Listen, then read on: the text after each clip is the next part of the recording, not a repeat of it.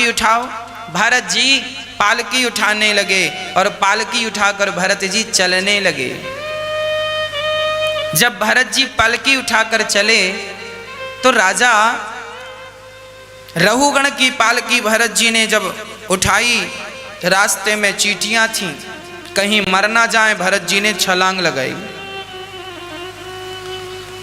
रहुगण ने देखा ये उछल कूद कौन कर रहा है। दूसरी बार फिर चींटियां थी, पांव से दब ना जाए, जोर से छलांग लगाई। राजा रहुगण की पालकी सिर पे टकराई। राजा रहुगण बोला, क्यों रे, दिखाई नहीं पड़ता, मैं बैठा हूं और ये उछल कूद कौन कर रहा है। कहारों ने कहा, महाराज ये नया नया भर्ती हुआ है, बिना इंटरव्यू का यही उछल कूद कर रहा है, यही उछल कूद कर रहा है। अरे समझाओ। समझाया गया, पर भरत जी तो बड़े अद्भुत। रहुगण ने कहा, आज मैं तुझे मृत्यु दंड दूंगा, ये जो तू उछल कूद कर रहा है बार बार, मैं तुझे मृत्यु दंड दूंगा।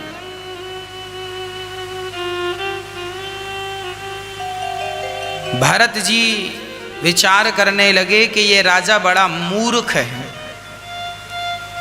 आज से कुछ ज्ञान की बातें देनी चाहिए, इसे ज्ञान देना अति आवश्यक है। तो भरत जी ने ज्ञान दिया।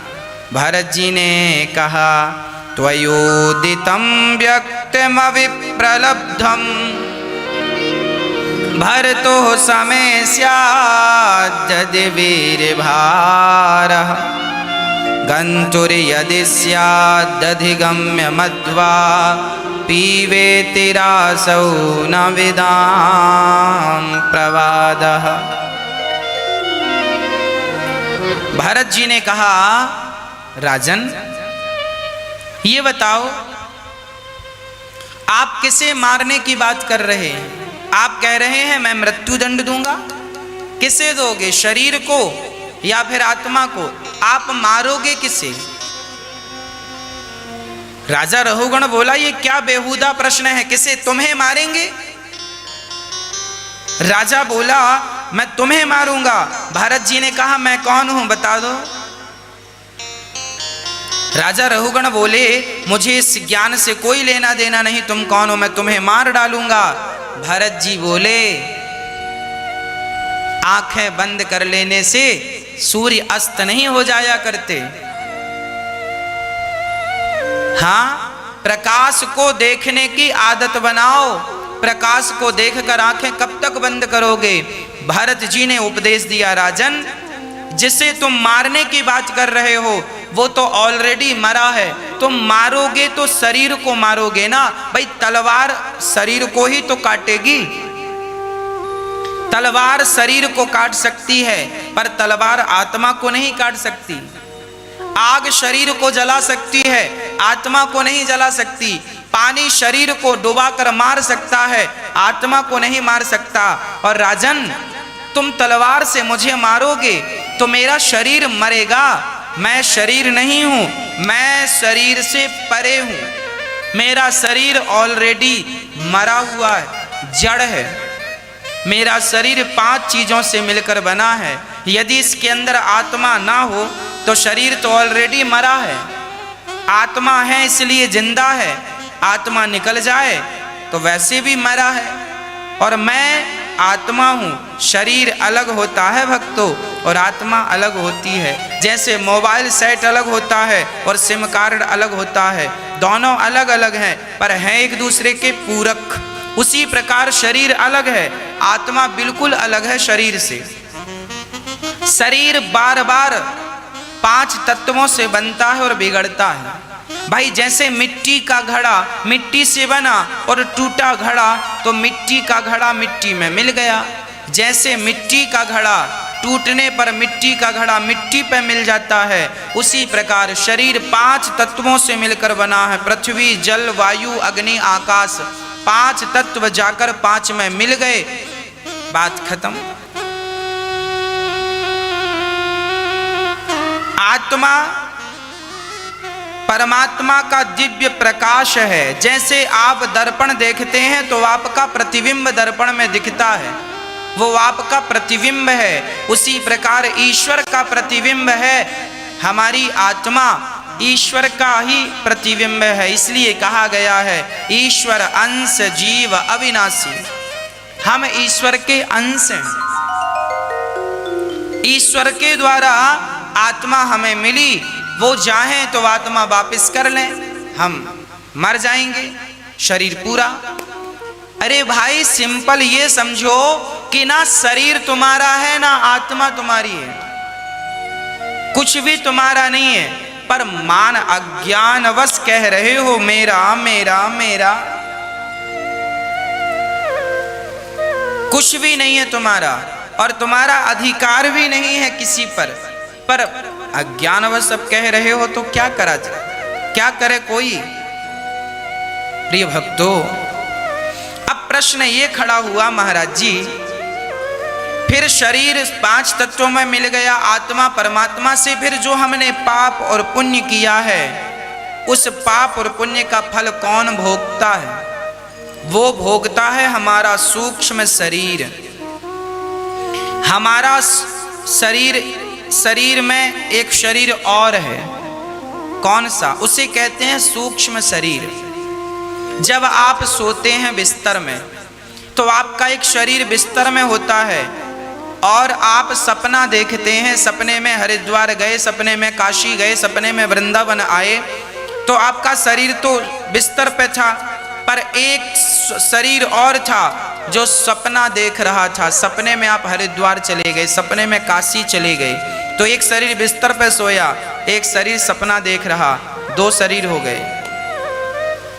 ये 2 शरीर में जो आपका ये शरीर है इसे स्थूल शरीर कहते हैं। ये तो 5 तत्वों से बना, 5 में मिल जाएगा। जिस शरीर से आप सपना देखते हैं वह शरीर कभी मिटता नहीं है। वह शरीर सीधा यमराज उसी शरीर को पकड़ कर ले जाते हैं और आपके किए हुए पाप और किए हुए पुण्य वही शरीर भोगता है। वही शरीर अनेक योनियों में जाता है, जैसा पाप होता है वैसा भोगता रहता है। कुत्ता बिल्ली बनकर नरक 28 प्रकार के हैं। रौरव नरक, महारौरव नरक, अंध्र तामिश्र, कुंभी, पाक, कालसूत्र, असिपत्र वन, सूकर, मुख, अंधकूप, ऐसे 28 प्रकार के नरक हैं। नरकों में व्यवस्था क्या है? बहुत गर्म जमीन है, ऊपर सूर्य की किरणें हैं, वहां पे आपका वही सूक्ष्म शरीर आपको भेज दिया जाता है, जाओ पाप किया है, कर्मों का फल भोगो। कर्मों का फल भोगने के लिए आपको भेज दिया जाता है और आप अपने कर्मों का फल भोगते हैं। 84 लाख योनियों में भी आकर आपके कर्मों का फल ही भगवान भोगाते हैं। बड़े भाग्य से जब 84 का चक्र भोग लेते हैं आप, तब बड़े भाग्य से आपको एक मनुष्य का तन मिलता है। इस मनुष्य के तन को पाकर आप यदि भगवान का स्मरण करें, भगवान का चिंतन करें, तो आपका बाल भी बांका नहीं होगा। अभी केवल भगवत चिंतन कीजिए, आत्म कल्याण होगा। हाँ, देखो जब कोरोना नहीं था तब लोग झगड़ा करते थे। ए भाई से झगड़ा चल रहा है, भाई मेरी तूने जमीन हड़प ली। जब कोरोना नहीं था तब भाई का झगड़ा था, सास ससुर का, सास बहू का झगड़ा था, अड़ोसी पड़ोसी का झगड़ा था। अब कोरोना आया तो लोग सब झगड़ा बगड़ा भूल गए और बस एक ही बात रट रहे हैं, कैसे जान बचे, कैसे जान बचे, कैसे जान बचे, कैसे जान बचे। बच पाएंगे कि नहीं? सबको हो रहा है कोरोना, कोई बचेगा कि नहीं, ये चिंता लगी है लोगों को, ये सोच रहे हैं लोग। समय अच्छा था तो झगड़ा था, विवाद था। अब समय विपरीत है, कोरोना काल है, तो अब जान बचाने की चिंता लगी हुई, सब भूल गए। अब कोई झगड़ा बगड़ा नहीं है, बस जान कैसे बच जाए। जान बच गई, कल से फिर झगड़ा। लोगों को पता ही नहीं है। अच्छा, आज कोरोना काल से बच भी गए तो मुझे ये बताओ, बच के तुम करोगे क्या? क्या करोगे? क्या भगवान को याद करोगे? यदि भगवान को याद करोगे, भगवान से प्रॉमिस करो कि मैं सदा आपका चिंतन करूंगा, प्रभु मेरी रक्षा करो, तो मैं विश्वास दिलाता हूं भगवान आपकी जरूर रक्षा करेंगे। और आप भगवान को भूल गए तो फिर अभी भी भूले बैठे हैं तो डर आपके अंदर बना है। इसलिए कहता हूं कि ये जान लेना चाहिए, ये समझ लेना चाहिए कि हमारा ये शरीर किस लिए है। क्या यूं ही समाप्त कर लोगे अपना शरीर? क्या अपनी जिंदगानी यूं ही पूरी कर लोगे?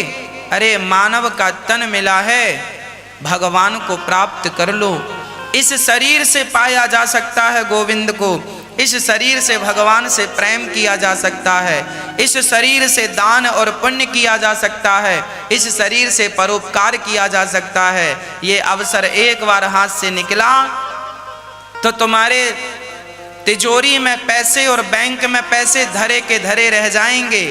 आज शरीर है, आज स्वास्थ्य है, अपने हाथ से दान पुण्य कर लीजिएगा, अच्छे कर्म कर लीजिएगा, नहीं तो इस धरा का इस धरा में सब धरा रह जाएगा।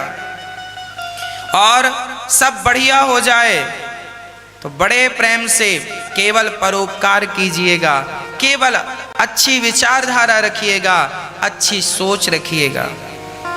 प्रिय भक्तों, भरत जी महाराज राजा रहुगण को समझा रहे हैं। राजा रहुगण चरणों में गिर पड़ा, महाराज मुझे माफ कर दो, मैंने आपका अपमान कर दिया।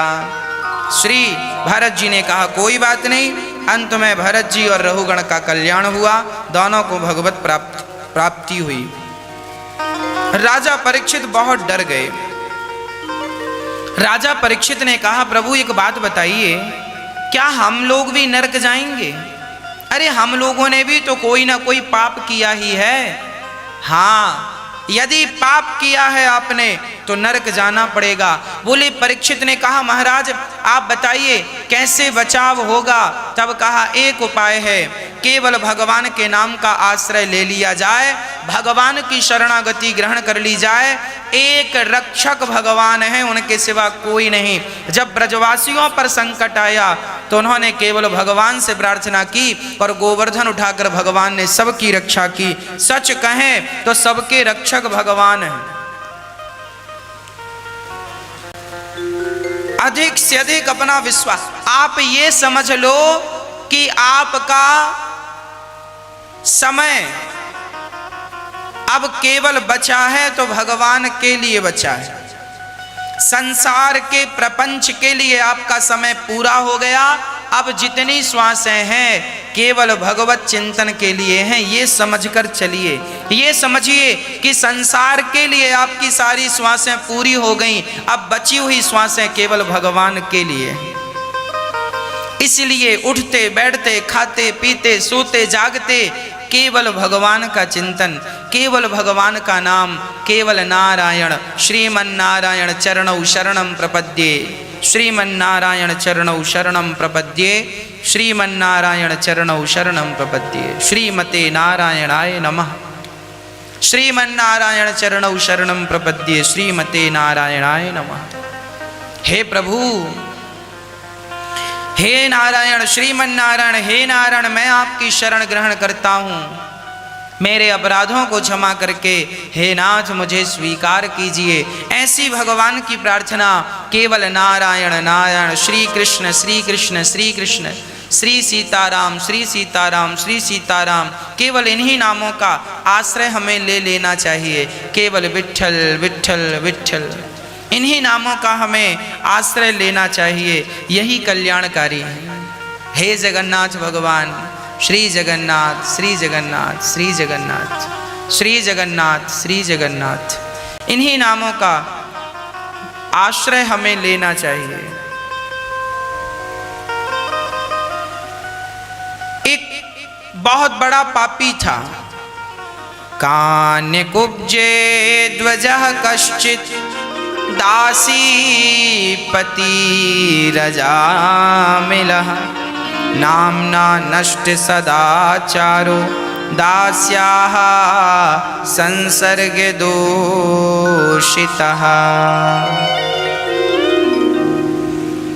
एक ब्राह्मण थे, नाम था अजामिल। देखिए नाम का प्रभाव क्या है। आप सोचेंगे महाराज जी नाम जपने से क्या होगा।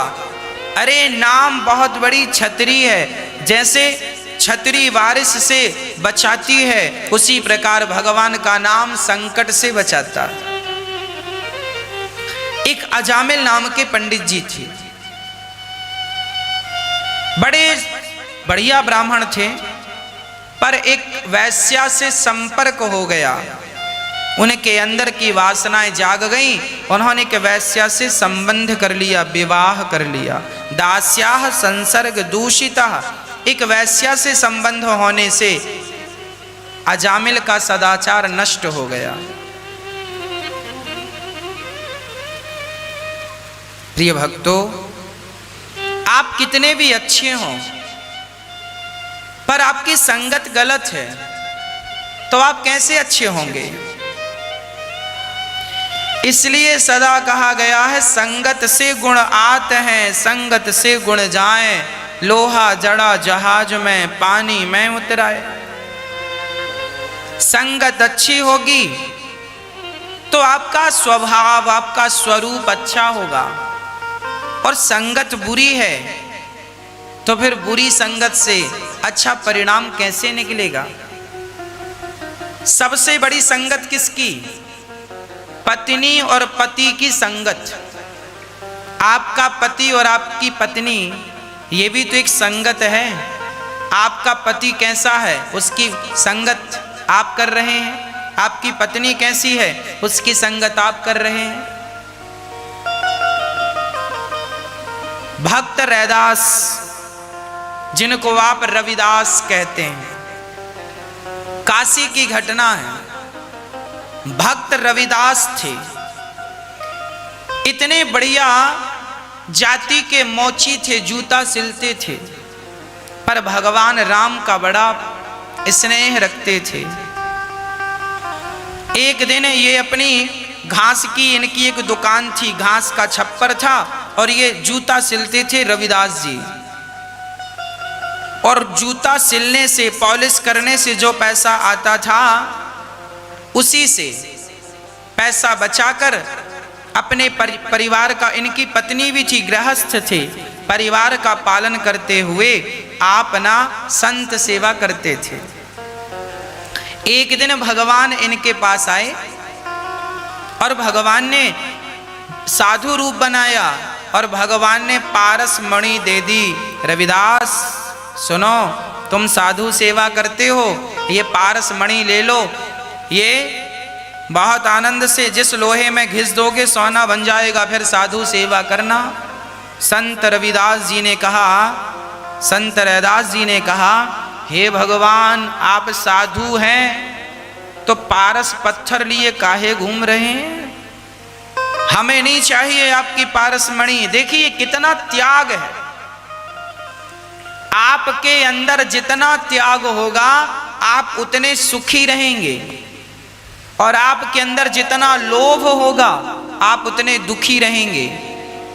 इसलिए त्याग आवश्यक है। जितना त्याग रखेंगे आप उतने सुखी होंगे। प्रिय भक्तों, श्री रविदास जी बोले हमें ये पारस नहीं चाहिए, ले जाओ। अरे ले लो, ले लो।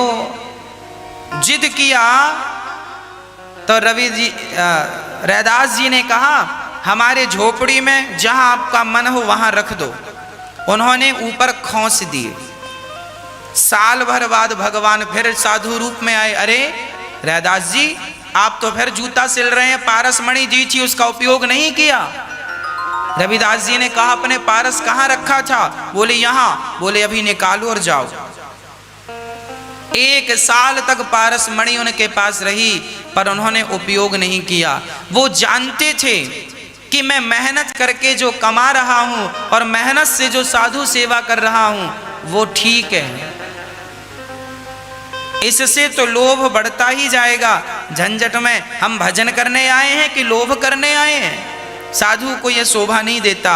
अब बड़े बड़े प्रेम से रैदास जी भगवत चिंतन करने लगे। एक दिन क्या हुआ, एक बहुत बड़ा राजा वहां से निकल रहा था, तो रैदास जी के बड़े चर्चे सुने गए। रैदास जी बड़े उच्च कोटि के भक्त थे। एक दिन क्या हुआ, वो राजा वहां से निकला तो रैदास जी को लगा इसको भी थोड़ा सा मैं ज्ञान दे दूं। तो रविदास जी के पास एक कठौता था। कठौता लकड़ी का एक पात्र होता है, उसमें पानी भरते हैं और मोची लोग अपना चमड़ा उसमें धोते हैं। कठौता नाव चलाने वाले केवट के पास भी होता है और लकड़ी का बर्तन है, सस्ता था जमाना तो लोग लकड़ी के बर्तन का यूज करते थे। कठौता में चमड़ा धुलने वाला पानी भरा था। तो रैदास जी उस राजा को देखे कि राजा निकल रहा है, तो रैदास जी ने अपने कठौता में हाथ डालकर पानी निकाला और चुल्लू से पानी लेकर राजा को कहा ये लो। राजा ने हाथ में पानी लिया और राजा ने मन में सोचा हे भगवान, ये चमड़ा धोने वाला पानी, पर उनको लगा ये संत हैं, इनका दिया जल फेंकना भी नहीं चाहिए। तो उन्होंने झूठ मूठ का पीने का नाटक किया ऐसे, और उन्होंने अपने कुर्ते में अपने वस्त्रों में पानी गिरा लिया। और जब पानी गिरा तो पानी का दाग लग गया। राजा ने अपने वस्त्र उतारे, धोबी को दिए, जाओ धुल कर लाओ। धोबी ने बड़ा साफ किया पर वो दाग नहीं छूटा। तो धोबी ने अपने मुंह लगाकर उस दाग को जैसे ही छुटाना चाहा और वो जो लाल लाल निशान पड़ा था, जैसे ही मुंह लगाया, मुंह लगते ही धोबी को आत्मज्ञान हो गया। चारों तरफ जहां देखे उसे राम राम नजर आने लगे। वो धोबी बड़ा मस्त होकर उसे आत्मज्ञान हो गया, संसार का प्रपंच मिट गया और वो भी भगवत प्रेम में झूमने लगा, आनंद में रहने लगा। उसने आज तक इतना आनंद कभी नहीं पाया जितना आनंद उसे आज प्राप्त हुआ। राजा के पास गया, महाराज आपके कुर्ते में आज मैंने मुंह लगाकर ये दाग साफ करना चाहा, आज मुझे आत्मज्ञान हो गया। राजा समझ गए ये जल दिया था, ये दिव्य जल था। राजा दौड़े दौड़े दौड़े दौड़े गए, संत रैदास जी के चरणों में गिरे, महाराज मेरे से बड़ा अपराध हो गया, मुझे फिर चरणामृत देकर मुझे संसार के बंधनों से मुक्त कर दो। तब रैदास जी ने कहा भैया चरणामृत तो वही था, अब तो कठौते और चमड़े का पानी है। तुमने चमड़े का पानी समझा तो तुम्हारे लिए अब चमड़े का पानी ही है। वो तो तुम्हारे अंदर से अज्ञान निकालकर मैं चाहता था कि दिव्य ज्ञान की ज्योति जागे और तुम्हें आत्मबोध हो जाए। बिना संत कृपा के आत्मबोध नहीं होगा। संसार में हाय हाय करते हुए मर रहे हैं लोग, ये कौन है? बहिर्मुखी लोग हैं। अंतर्मुखी आत्मज्ञान जिनको हो जाता है, सर्वम खलविदम ब्रह्मा, सब में ईश्वर जानने लग जाते हैं। रैदास जी ऐसे उच्च कोटि के परम भक्त थे। एक दिन क्या हुआ, एक पंडित जी गंगा जी जाया करते थे रोज। राजा रोज गंगा जी का आवाहन भाव से पूजा करते, पुष्प चढ़ाते और पंडित जी से कहते ये पुष्प जाकर गंगा जी में छोड़ो। तो पंडित जी रोज रैदास जी की कुटिया के सामने से जाते। एक दिन रैदास जी ने कहा कि पंडित जी जा रहे हो, ये हमारे 2 केले गंगा मैया को दे देना। पंडित जी 2 केले लेकर गए, गंगा मैया से कहा रैदास ने भेजा है। तो गंगा मैया ने हाथ बढ़ाकर केले ले लिए और एक बढ़िया हाथ का कड़ा एक कड़ा दे दिया, बोले लो मेरे भक्त को दे देना। अब पंडित जी के मन में आया, रैदास को थोड़ी पता है कि गंगा मैया ने हमें कड़ा दिया सोने का, तो पंडित जी ने सुनार के यहां बेच दिया। संयोग से जिस सुनार के यहां बेचा, वह सुनार वह कड़ा लेकर राज दरबार में चला गया। रानी को बड़ा पसंद आया, पर कड़ा एक था। रानी बोली दूसरा मिल जाए तो काम बने। राजा ने सुनार से कहा ऐसा कड़ा दूसरा बना कर दो, मेरी पत्नी कह रही है। सुनार ने कहा महाराज ऐसा कड़ा हम नहीं बना सकते, ये कोई दिव्य कड़ा है। तो तुम्हारे पास कहां से आया? बोले तुम्हारे पंडित जी ने दिया। पंडित जी से कहा क्यों जी, कहां से लाए? बोले गंगा मैया ने दिया। रैदास जी से कहा हमें दूसरा कड़ा दिलाओ। राजा ने कहा पंडित जी दूसरा कड़ा नहीं लाए तो मृत्यु दंड मिलेगा। अब रैदास जी से कहा महाराज कृपा करो, आपकी तो पहचान है गंगा मैया से, नहीं तो हम तो मारे जाएंगे। अब रैदास जी का जो वही कठौता था ना जिसमें चमड़ा धुलते थे, उसी में उन्होंने हाथ डाला और गंगा मैया का आवाहन किया। उसी कठौता से स्वयं दूसरा कड़ा उन्होंने निकाल कर दे दिया रैदास जी ने। अब पंडित जी और राजा सब स्तब्ध रह गए, आश्चर्यचकित रह गए। कड़ा तो मिल गया। एक दिन पंडित जी ने रैदास जी से कहा रैदास जी ये बताओ कि आपके अंदर इतनी शक्ति कहां से आई कि कठौता से आपने कड़ा निकाल दिया, सोने का चूड़ी निकाल दी। रैदास जी ने कहा ये मेरा प्रभाव नहीं है, मेरी पत्नी का प्रभाव है।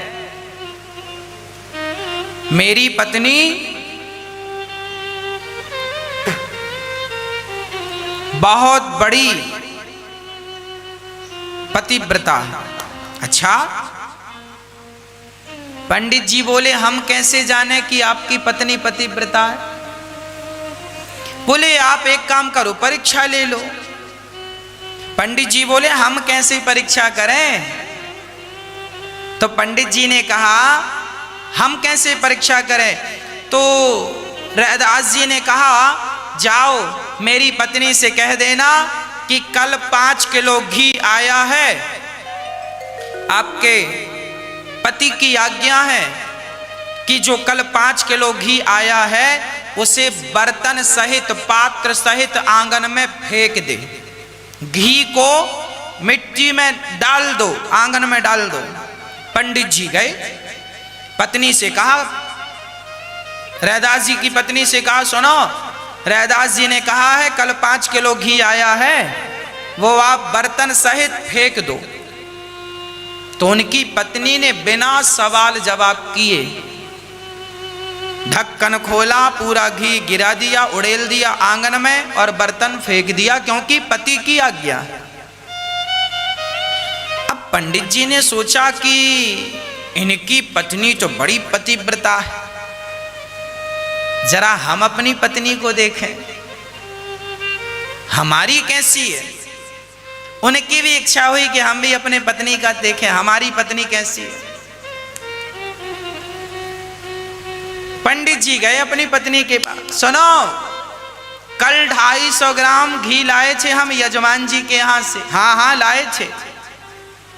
पत्नी ने कहा लाए थे। पति ने कहा, पंडित जी ने कहा जल्दी से उसको आंगन में फेंक दो। पत्नी ने कहा कोई भांग वांग चढ़ा रखी है क्या? पंडित जी ने कहा नहीं। तो पत्नी ने कहा दिमाग खराब हो गया है क्या? पंडित जी ने कहा नहीं, दिमाग भी खराब नहीं हुआ, पूरा होश हवास है, बड़े प्रसन्न हूं मैं। जल्दी से वो घी फेंक दो। पत्नी बोली घी फेंक दो, लाठी लेकर आई। लो घी फेंकवा रहे हो, दिमाग खराब हो गया। पंडित जी समझ गए कि उनकी पत्नी आज्ञाकारी है, इसीलिए रिद्धि सिद्धि लक्ष्मी सब रैदास के घर है, और मेरी पत्नी आज्ञाकारी नहीं है, इसलिए मेरे घर कुछ नहीं है, मैं परेशान हूं।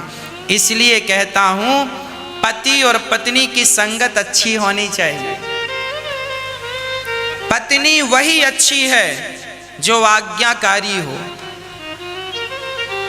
पति वही अच्छा है जो भगवान का भक्त हो, चरित्र का पक्का हो।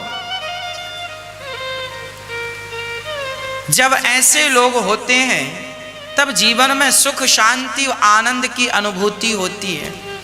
लोगों को लगता है पैसा मिलेगा तो सुख मिलेगा। अरे पैसा मिलने से सुख मिलता तो जिनके पैसा है वो सुखी हो जाते। पैसा नहीं है तो ही आप सुखी हैं।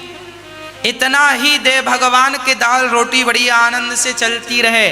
ज्यादा पैसा आने से आदमी अहंकारी हो जाता है, ज्यादा पैसा आने से उसके संकट बढ़ जाते हैं, ज्यादा पैसा आने से उसके दुश्मन बढ़ जाते हैं। पैसा आने के हजार झंझट हैं, पैसा ना रहने के सामान्य जिंदगी है, जियो आनंद से, खुश रहो, मौज करो।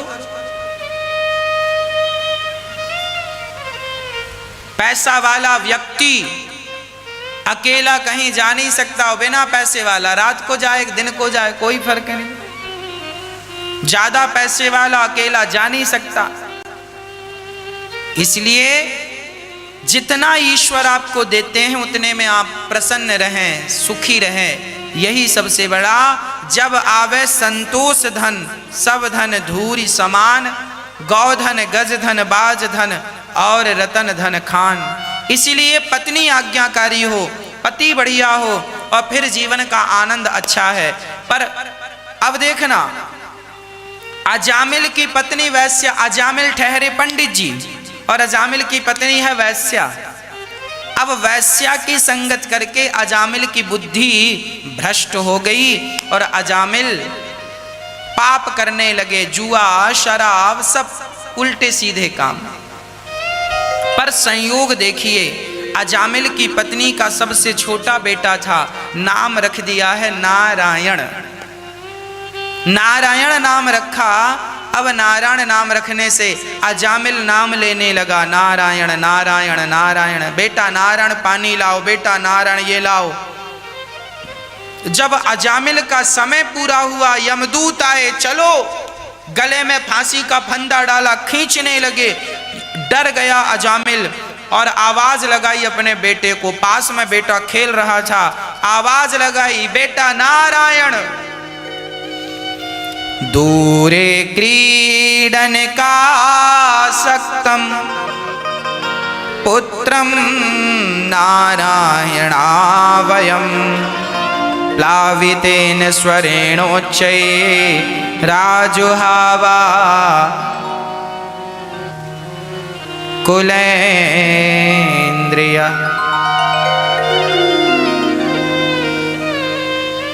आज अजामिल अपने पुत्र को पुकारता है, बेटा नारायण नारायण। बेटे को बुलाया पर बेटे ने नहीं सुना, परमात्मा ने सुन लिया।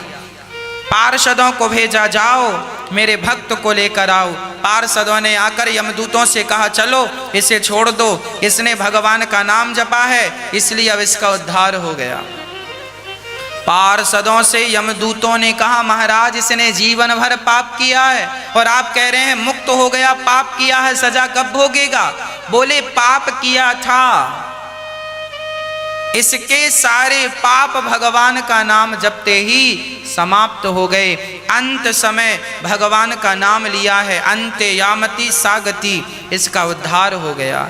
जीवन भर पाप किया क्यों ना हो, पर एक बार भगवान का नाम मुख से निकल जाए तो पतित से पतित का उद्धार हो जाता है। भगवान का नाम कैसे भी जप ले, कोई भाव कुभाव अनक आलसहूँ, नाम जपत मंगल दिशि दसहूँ। इसलिए हम कहा करते हैं कि सदा भगवान का नाम जपते रहो। एक पल के लिए बैठे हो तो आपकी हृदय की धड़कन के साथ कृष्ण कृष्ण चलता रहे, राम राम चलता रहे, नारायण नारायण चलता रहे। भगवान का नाम यदि छूटेगा तो काम बिगड़ जाएगा। नाम ना जाए, काम करते हुए भी अजामिल जैसे पापी का उद्धार केवल नाम के बल से। यमदूतों से कहा नरक कौन जाएगा? बोले जीवन भर जिसने पाप किया है उसे हम नरक ले जाते हैं। बोले इन्होंने तो मरते समय भगवान का नाम जपा, अब कैसे ले जाओगे? बोले अब कैसे ले जाए, जीवन भर पाप करने वाला भी मन से भगवान का नाम जप ले एक बार मरते समय तो उद्धार हो जाता। इसलिए हम कहा करते हैं एक भी क्षण ऐसा ना जाए, एक भी घड़ी ऐसी ना जाए जिस समय आप भगवान को स्मरण ना करें। हर पल हर क्षण भगवान का चिंतन करते रहो, हर पल भगवान का स्मरण करो, सदा नाम जपते रहो, नाम में विश्वास रखो। अच्छा, आज लोग नाम जपते जरूर हैं पर विश्वास कम ही करते हैं लोग। जबकि रामचरितमानस में लिखा है, रामचरितमानस में लिखा है कि मंत्र जाप मम दृढ़ विश्वासा पंचम भजन सो वेद प्रकाशा।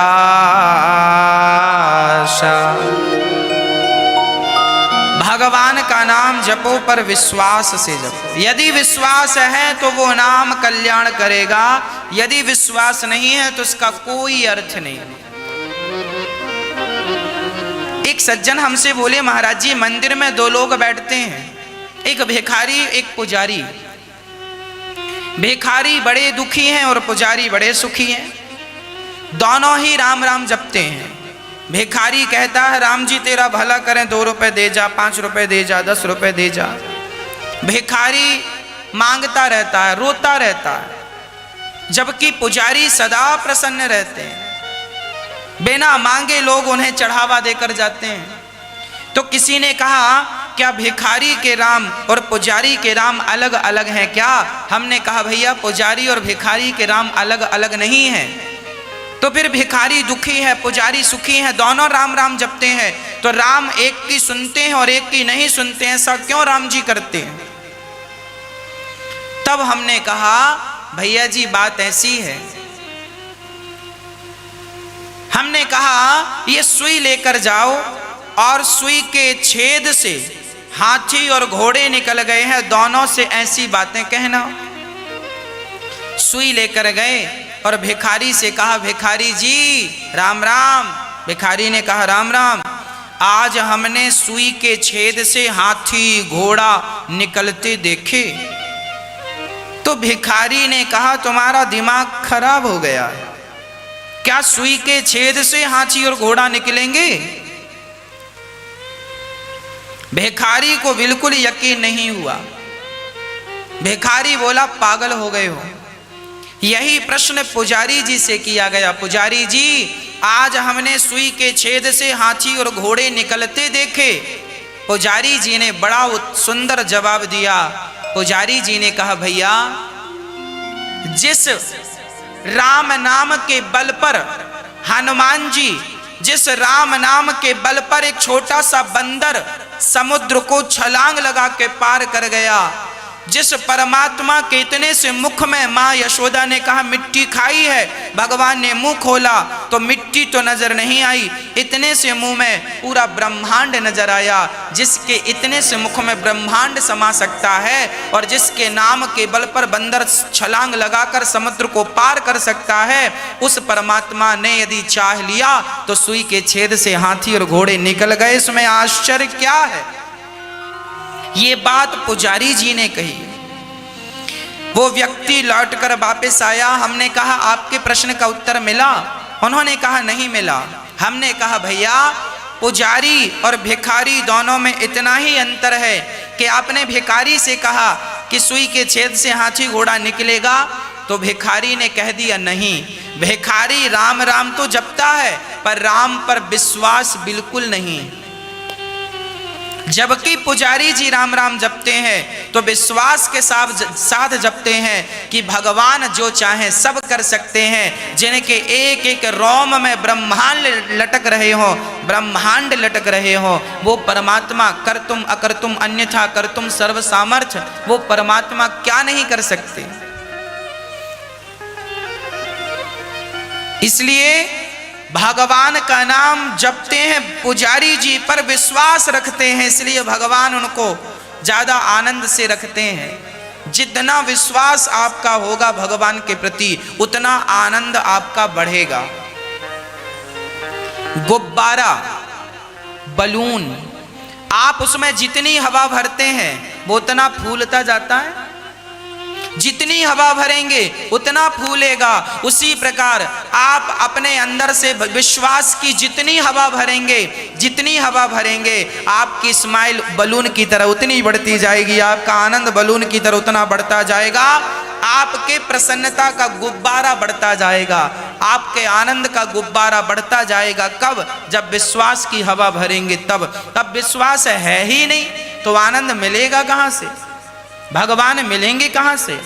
भगवान को पाना हो तो विश्वास जरूरी है। इसलिए मंत्र जाप मम दृढ़ विश्वासा, पंचम भजन सुवेद प्रकाशा।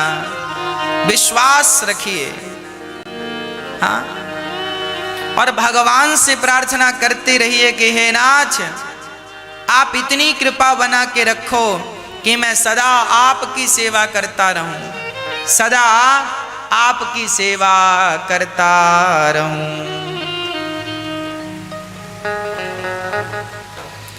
हे नाथ, इतनी कृपा सांवरे बनाए रखना, मरते दम तक सेवा में लगाए रखना। इतनी कृपा, हे प्रभु मेरा विश्वास भी बना रहे और मैं सदा दीन दुखियों की, जरूरतमंदों की सेवा करता रहूं। सेवा ही सबसे बड़ी भक्ति है, सेवा करता रहूं। दोनों हाथ उठा के मस्ती के साथ चलते हैं।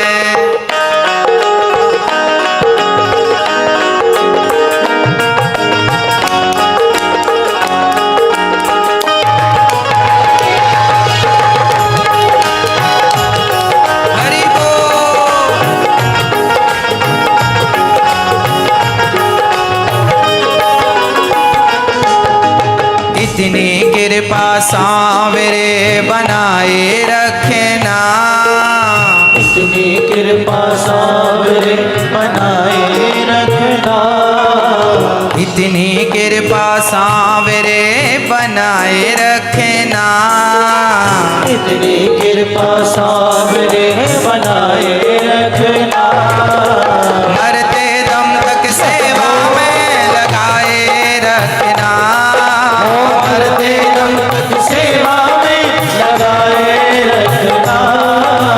इतनी कृपा सांवरे बनाए रखना, इतनी कृपा सांवरे बनाए रखना। मरते दम तक सेवा में लगाए रखना।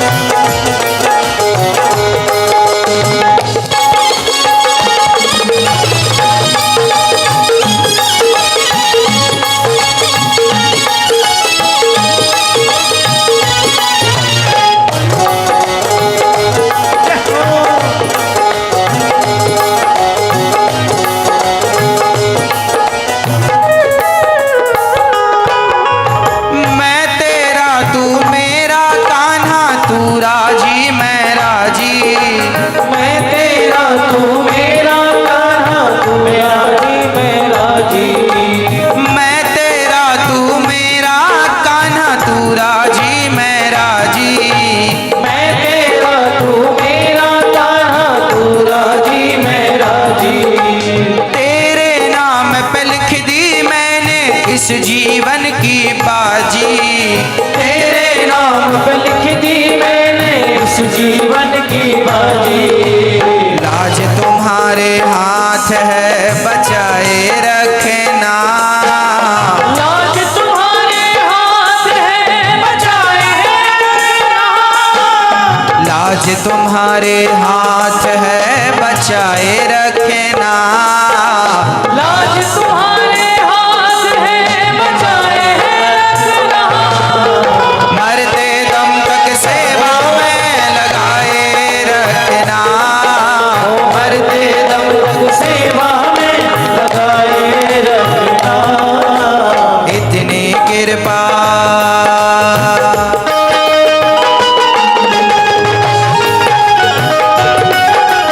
हरि बोल।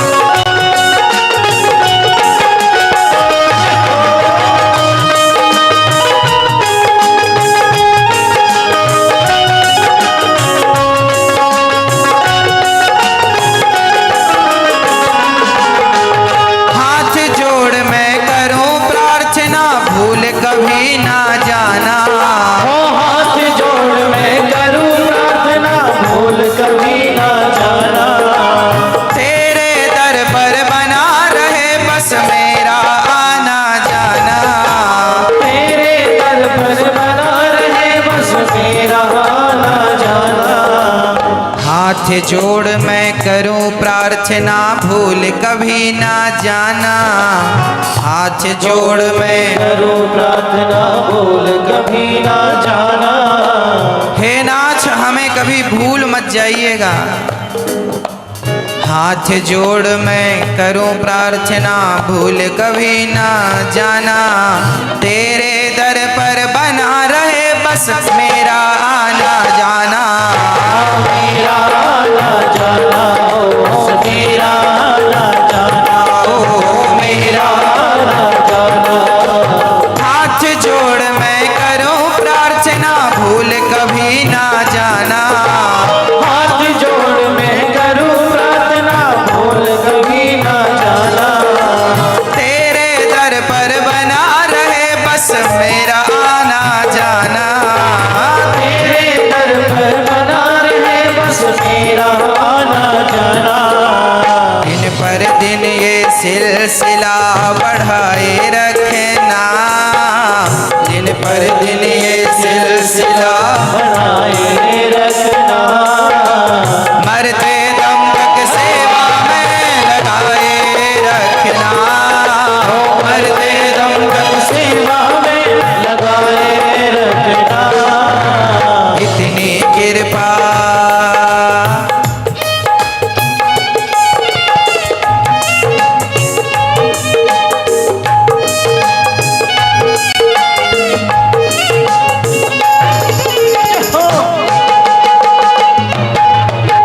हे हरि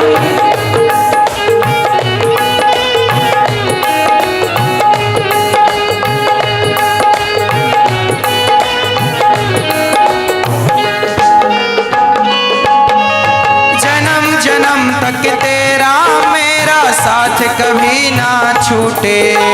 जन्म जन्म तक तेरा मेरा साथ कभी ना छूटे।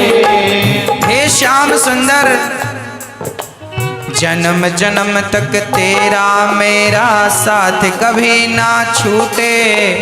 छूट जाए सांसों की लड़ियां नाम कभी ना छूटे। तेरा नाम कभी ना छूटे। तेरा नाम कभी ना छूटे। तेरा नाम कभी ना छूटे। जन्म जन्म तक तेरा मेरा साथ कभी ना छूटे। जन्म जन्म तक तेरा मेरा साथ कभी ना छूटे।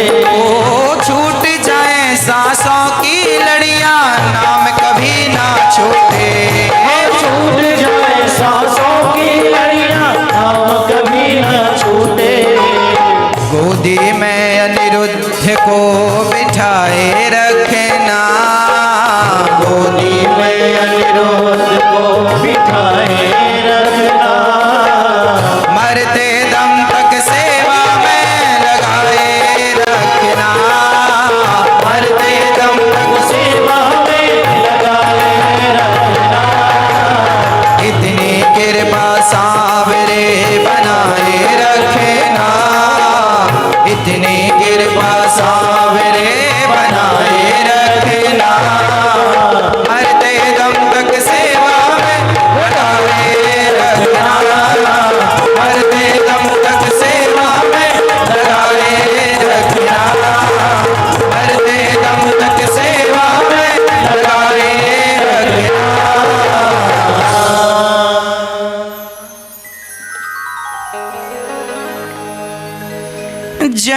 जन्म तक तेरा मेरा साथ कभी ना छूटे, छूट जाए सांसों की लड़ियां तेरा नाम कभी ना छूटे।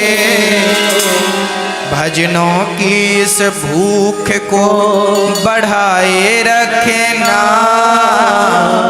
भजनों की इस भूख को बढ़ाए रखना, मरते दम तक सेवा में लगाए रखना, इतनी कृपा।